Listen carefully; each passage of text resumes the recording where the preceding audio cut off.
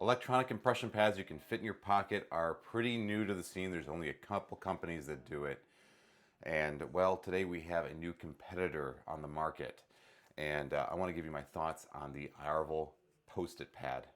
Stay tuned. Hey guys, welcome back. I'm Alan, and today we're taking a look at the Iarvel Post It Pad.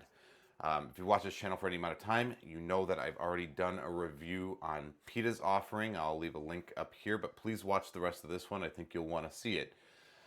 The Iarvel Pad is interesting.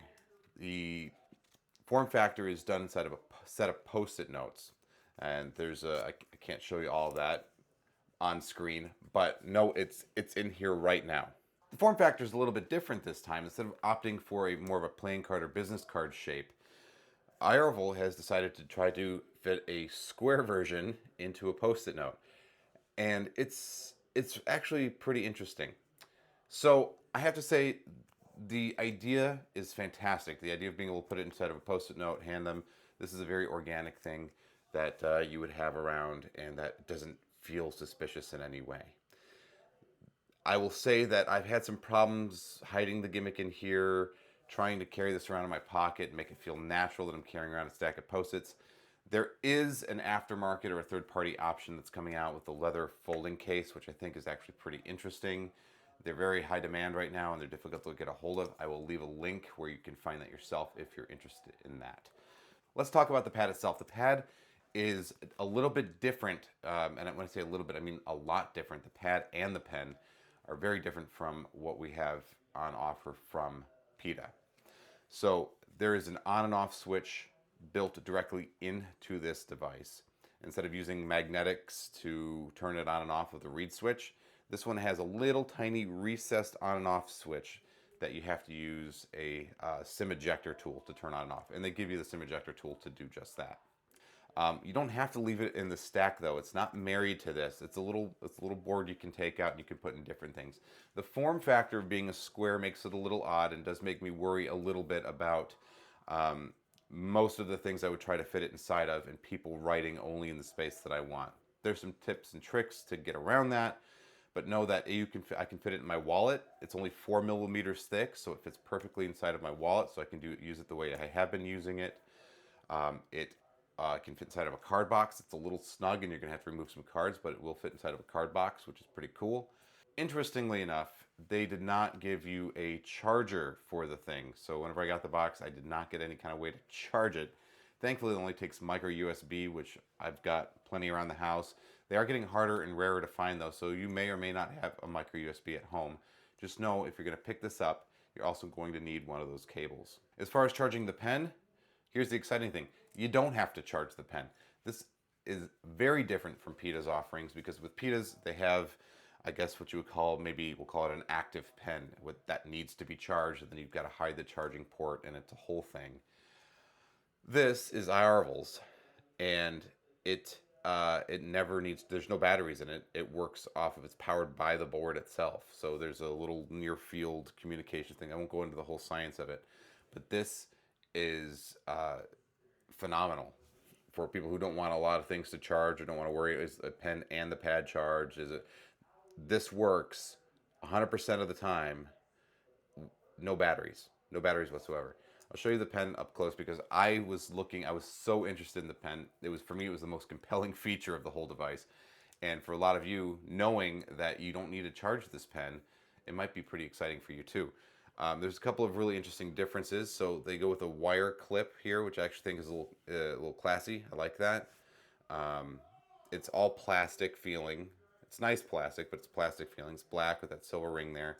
This is the pen tip, okay? And I've got a single focus camera, so it's not going to get it perfectly, but hopefully you'll get that. There is that on the back there, but that just looks like an injection molding hole or something. The power does not go into that. You don't do anything with that. That just exists there, okay? And then here's the exciting part too. It posts. It's what we call posting in the pen world. It means that you can not have to hold on to this or find a solution for the cap, or what I used to do is with Pitata's offering is I would, no joke, because it's active and you have to power it on and make sure that the pen won't get the first stroke unless you tap it first to turn it on. this is what I would have to do. I'd take Peta's pen out. I would hold onto the cap, tap it against my palm like that, check the ink's there, and then I would hand it to the spectator. That's a lot. I've actually had to try really hard to break that habit when using Iarvel's offering here, because now I can just go, here, can you put your, and I don't have to worry. The first stroke is going to get caught. I don't have to wake it up. I don't have to figure out what to do with the cap. I can just hand it to them and I know it will always work. That's a massive improvement and upgrade in my opinion. So I really like that. You could say, yes, the pen is a little bit still not, doesn't look so common. It's a little odd looking. Yes, I think we'd all like a Sharpie version. Apparently there's one in the works, but we don't have it right now. But if I had to choose between this pen and its functionality and Peta's pen, I'm taking this every day. This is fantastic. Um, Love it. One less thing to charge, one less thing to worry about, battery dying in, and it you got that. It's great. It's great. You go, okay, well, it's a passive pen. How well, possibly, how many pieces of paper could it go through? A lot. It's on par with something from PETA, right? I have this whole stack here. I don't know how many pages that is. It's probably about 30 pieces of paper there. Works no problem.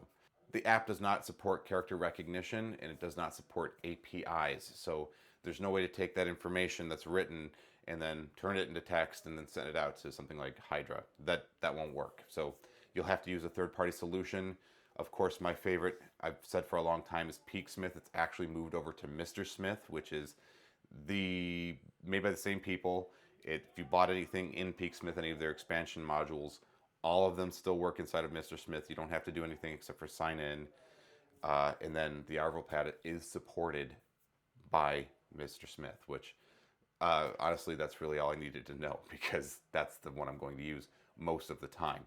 The only time that I might want to use the native Iarvel app is if I want to do switching of times.